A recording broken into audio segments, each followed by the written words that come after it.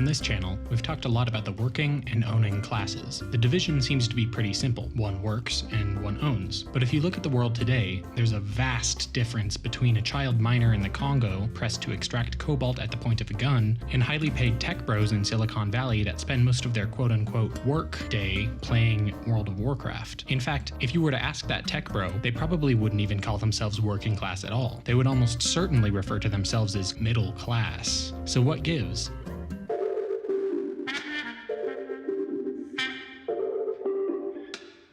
Hello and welcome to Simply Radical, your personal ticket to understandable radical left-wing theory. If you're new to the channel, welcome. I'm glad you're here, and I hope you'll stick around for a bit. Most of my videos here are summaries of books written by authors better informed than me, from an MLM perspective. Sometimes I also make videos about specific ideas or events. If you've got a suggestion for me, please drop it in the comments. I'm always looking for y'all's feedback. If you want to keep up to date with my latest videos, go ahead and click that subscribe button below, and if you're a freak, you can even click the bell icon for notifications. Alright, without further ado, let's get this shit show on the road.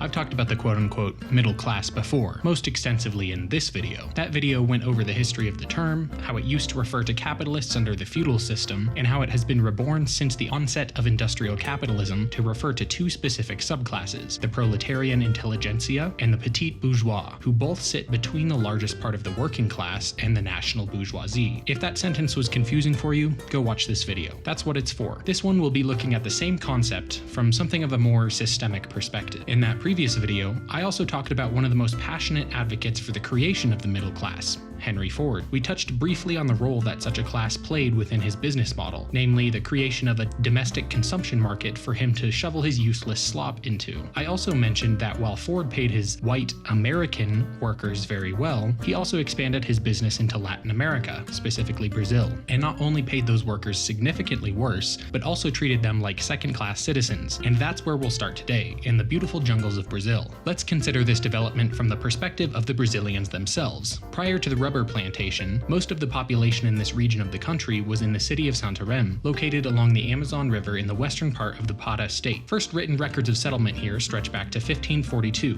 when Spanish conquistador Francisco Orellana showed up out of the blue and immediately started brutalizing the indigenous people and stealing their food. The city as we know it, though, started in the year 1621, when the Portuguese arrived at what remained of that native pre-existing settlement and renamed it Santarém to honor some random town in Portugal. They also built a huge fuck-off fortress so the indigenous people would know exactly who's in charge now. The written reason for this trip was of course to convert all the natives to Catholicism, so they could be considered to be actual human beings and not something akin to wild animals. Though, as we'll see, even after conversion that was debatable in the minds of the Europeans. Now, fast forward over literal centuries of cultural and physical slavery and repression at the hands of the Portuguese and their Brazilian descendants all the way to the 1920s. At this point, Brazil was on the verge of a revolution. It had been a republic for a few decades by that point, but it is widely agreed by historians that that was in name only. This period is often referred to as the, quote, rule of the colonels, for a very good reason. Those who voted were either white owners of vast coffee and or milk monopolies, or they were voting on behalf of those oligarchs due to the combination of bribery and the threat of violence from those aforementioned colonels.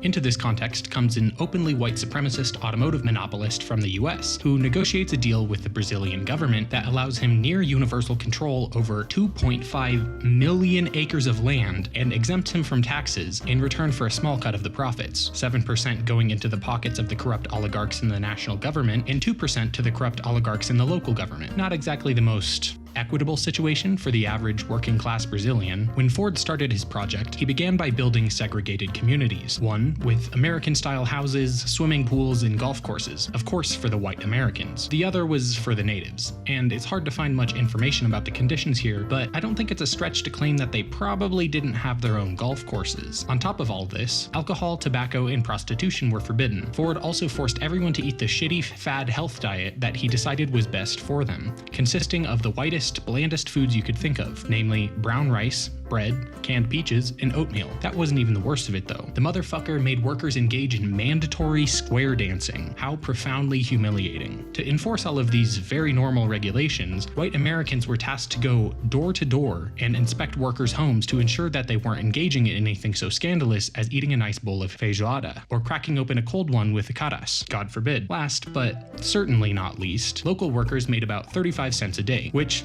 I'll give him, is certainly better than the average in that region at the time of 20 cents a day. But how much do you think the white American workers made? I'll give you a second to make your bets. It was $5 a day, more than 14 times as much money. Now, suppose that there was a group of people that came to your country, segregated themselves from you based on skin color, forced you to live the way that they wanted, eat what they said, not drink because they said so, and paid you 1/14 what they got paid while doing far less intense work. It's fair at that point to describe them as a separate class of people, even if they do at the end of the day make their money from working just like you. They're workers, sure, but they also enjoy the privileges of some sort of aristocracy. You might even call them a labor aristocracy. Let's put a pin in that and take a look at the accursed lands of Europe and her bastard child, North America. During this time, labor movements among the working class in North America and Europe were actually pretty strong. It was hard for the owning class to do all the incredibly destructive and incredibly profitable things that they wanted to do because they faced such opposition. But because capitalism had emerged there first, there was an entire world outside of North America and Europe that had very little in the way of either pro or anti-capitalist forces. So by skulking off to these other parts of the globe, European and North American capitalists were able to quickly establish monopolies over entire sectors of the economy and take advantage of the lack of labor regulation and organization to treat local workers far worse than would be acceptable in Europe or North America, both in terms of working conditions and pay. The term for this sort of economic and political domination of a relatively undeveloped economy at the hands of a developed capitalist economy is capitalist imperialism. Squeezing both the local economy and the local people for everything they're worth, like this, was obviously immensely profitable, exponentially more so than their previous businesses in Europe or North America. So much so that a new word was needed to describe these unprecedented returns derived from acts of capitalist imperialism: superprofits. But all of this rampant exploitation didn't have great optics. The labor movement could see what was happening, and many denounced it. Most importantly, a little someone called Vladimir Lenin. This obviously presented something of a problem to the imperialists, who wanted to continue their rampant global exploitation. Luckily, Europe and her bastard children by this point already had a centuries-long tradition of seeing anyone with a skin slightly darker than theirs and/or a religion that didn't revolve entirely around Jesus as straight-up non-human animals. See also the slavery and forced conversions by the Portuguese mentioned earlier. Also, to be clear, all of these issues were not unique to the Portuguese, but were common to the relationships between all Europeans in the so-called New World and the people who already lived there. Thanks to this pre-existing idea that brown people were some sort of half-developed transitional stage between apes and actual, read white, humans, the imperialists were able to sell these blatantly exploitative acts as a civilizing mission designed to teach the savage browns how to act correctly. And for those few white people who continued to object, the imperialists, thanks to the super profits squeezed from their imperial subjects, were now able to buy their loyalty through the creation of a racial and economic caste system. In comes the concept of the labor aristocracy, predominantly white workers who were given a small portion of these imperial super profits in order to not only look the other way, but also at times to actively participate in the oppression of the rest of the world. You see, these huge global supply chains required white-collar, pun intended, managers, marketers, engineers, teachers, and accountants in order to sustain them. These roles were very cushy in terms of the actual work that was being performed, mostly paperwork rather than swinging pickaxes. And because of imperial super profits, they paid way better too. So European and American workers started working these jobs more and more. In fact, to this day, the largest sectors in both North America and Europe are in the service economy, with the largest firms not being mining companies or agricultural conglomerates, but high-tech, marketing, accounting, and so on. Labor aristocracy, all of them. This shift from resource exploitation and industrial manufacturing as the primary economic sectors to these white-collar jobs not only allowed the capitalists to work around the existing strong labor movement in Europe and North America, but also in some sense aligned the material interests of these workers with the the owning class. Despite the fact that the vast majority of imperial superprofits were going to the owning class, enough was diverted to the well-paid labor aristocracy that the maintenance and expansion of capitalism directly benefited them as well. The increasing exploitation of the imperial possessions means more, better-paying jobs for European and North American workers. In Marxian terms, the class of high-paying white-collar workers is referred to as the Proletarian Intelligentsia. Proletarian because they work for a living, but Intelligentsia because they make their living doing intellectual labor rather than swinging pickaxes in mines. But hold up, in your last video you said that the Proletarian Intelligentsia were only one half of the middle class. Now it sounds like you're saying that the labor aristocracy and the middle class are the same thing. Well,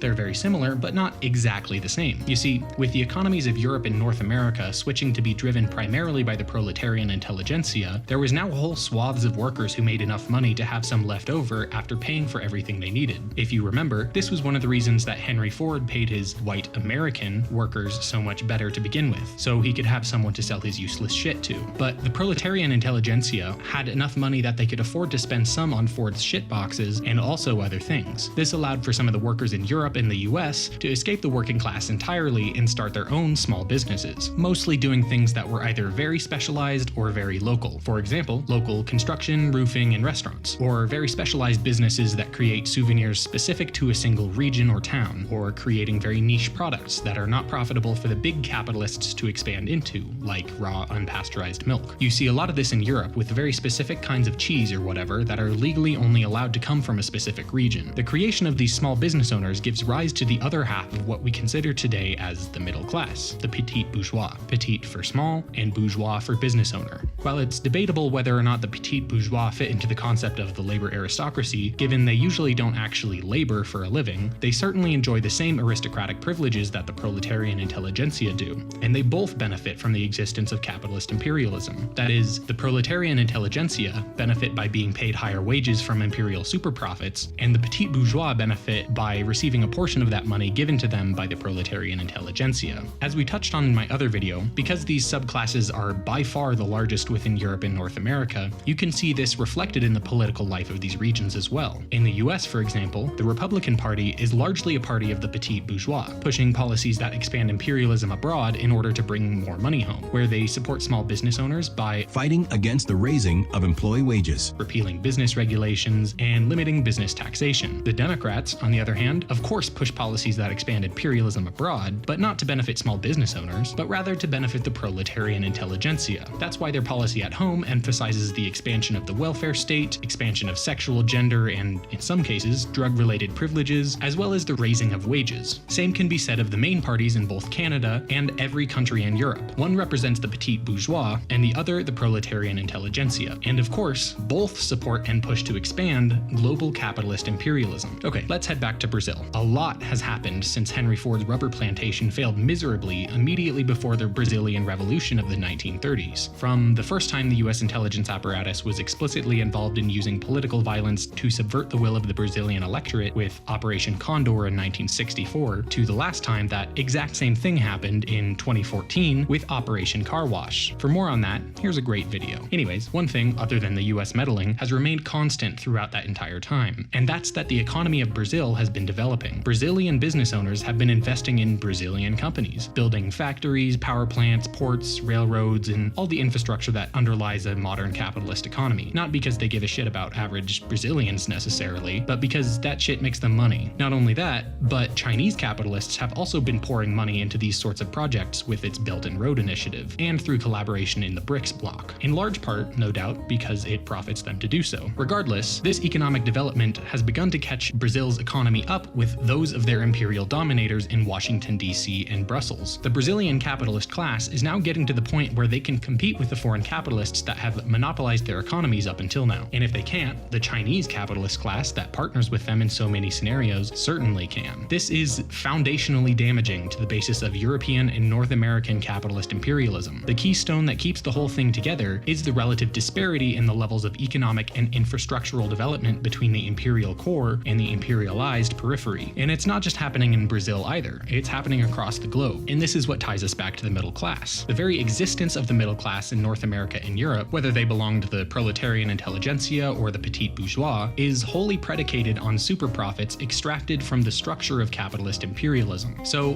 what's going to happen to them when those superprofits begin to decline? Well, wages will start to flatline and then decline for the proletarian intelligentsia, while the number of these well-paying jobs available in Europe and North America also will begin to nosedive. This will lead to the near total collapse of the Petit Bourgeois, who depend on the disposable income of the proletarian intelligentsia to make a living. Maybe 1 in 100 will hang on and be integrated into the capitalist class, but the vast majority will be forced back into the working class, or in Marxian terms, proletarianized. Then, as the trend of lower pay and declining job openings continues, the same will occur for most of the proletarian intelligentsia. Highly educated workers trained in specialized fields will struggle to find work in their fields of specialty, and inevitably be forced into working shittier jobs in manual labor and the service industries. Stop me if any of this sounds familiar. Now, where do we go from here? Well, there are a few potential ways for this to play out. One, as seen in Iraq in the early 2000s, is to simply invade, murder all of the opposition, and force imperialism on your victim. Another, as seen in Ukraine in the past few years, is to foment a war with another imperial power by installing a puppet leader opposed to them, and then using the provoked imperial power's invasion as a pretext to install imperial monopolies within the invaded country. Yet another way to respond to these developments is to try and police which countries have access to your declining, but still prodigious, consumer markets. That is, who can legally sell to your large class of relatively wealthy workers and small business owners by manipulating tariffs. But all of these strategies also reinforce class differences between workers and capitalists at home in their own ways. Regardless of the tactic that the ruling capitalist class uses, the dissolution of capitalist imperialism inevitably results in the reshoring of the evils of capitalism. Both halves of the middle class shrink back to their minority position, and the vast majority of people are forced back into the working class. That is not only inevitable, it has already begun. The only thing that is in question is what that will result in. Well, the mass proletarianization of a labor aristocracy is something of an unprecedented event, because the labor aristocracy that exists now is really the first to have ever been successfully established. But it could be compared to periods of economic crisis that came before and led to large majorities of capitalist societies suddenly becoming poorer, namely, the period we refer to as the Great Depression. Maybe the country hit hardest by the Great Depression was Germany. After World War I, the German economy was already in turmoil. The German Communist Party staged a failed socialist revolution in the last few years of the war, and the far-right paramilitary groups known as the Freikorps, who would later become affiliated with the Party, were used to quash the revolution. During the World War I peace process, they also lost all of their imperial possessions, and the basis of their economy shifted dramatically. Not only were reparation payments demanded by the Allies, but the industrial heartland of Germany was occupied by France. To rebuild, the German economy relied very heavily on loans from the US and Britain. Things were relatively stable though, with extremist movements mostly confined to the fringe of society. Then, everything changed immediately when the transatlantic money tap was shut off in the wake of the Great Depression. The bottom fell out of the German economy, and suddenly those formerly fringe extremist groups, the Communist Party and the were the two largest factions in the Bundestag. They once more fought openly in the streets, and the president of Germany, Paul von Hindenburg, ruled as an unaccountable dictator, before he voluntarily handed that role over to perhaps the most recognizable German of the last century. I don't need to tell you what happened after that. At this point, I'd like to compare another country during this period to the contemporary USA and Europe. I wrote and then deleted whole sections about both Italy and the USSR, but the reality is they would provide little to you in this script. Italy, because at the end of the day, it took a very similar road to Germany, and the USSR because the circumstances were so wildly different for it than they are for the imperial hegemons today. But I don't think that means that all hope is lost. Let's revisit that failed revolution in Germany. It was a failure, sure, but it was a narrow one. For a long time, Britain, France, and the US were terrified that it was going to take the same path as Russia, thanks to the absolute strength of the communist movement there. In the end, it was the betrayal of one man, Friedrich Ebert, who sold out his comrades and his class, that brought the revolution to an end. But history could easily have played out very differently. Let's just hope it does this time. And there is reason to believe that it may. The average European, Canadian, and yes, even American, is far more educated than the average German was in the 1930s. Most of these places don't have a long tradition of singular, centralized, patriarchal political leaders like Germany did, and those that do have had liberal republics for long enough that it is unlikely to manifest so explicitly once more. Class consciousness and political fluency is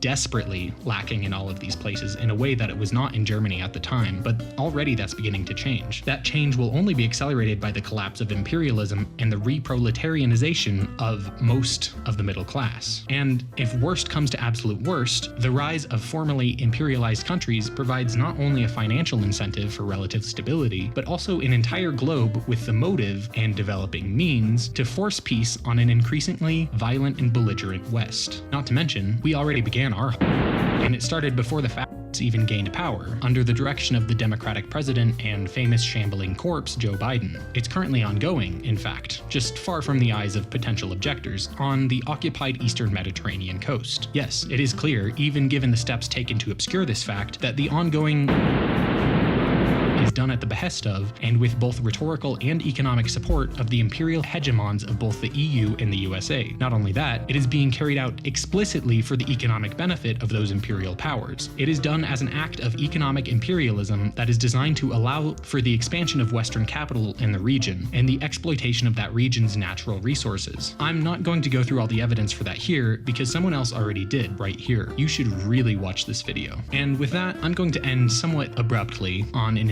entirely unrelated quote by Mao. We stand resolutely for peace and oppose war, but if the imperialists insist on unleashing another war, we should not be afraid of it. Our attitude on this question is the same as our attitude towards all disturbances. Firstly, we are against it. Secondly, we are not afraid of it. If you're new to this, let me know how I did. Does this make any sense at all, or are you more confused than you were before? If you're old to this, let me know what you think I missed, and leave your reading recommendations in the comments. If you've somehow made it to the end of this monster video and would like to see more communist content, please negate the algorithm's distaste for progressive revolutionary content by liking and subscribing, and maybe tossing a link or two to a bud. Preach.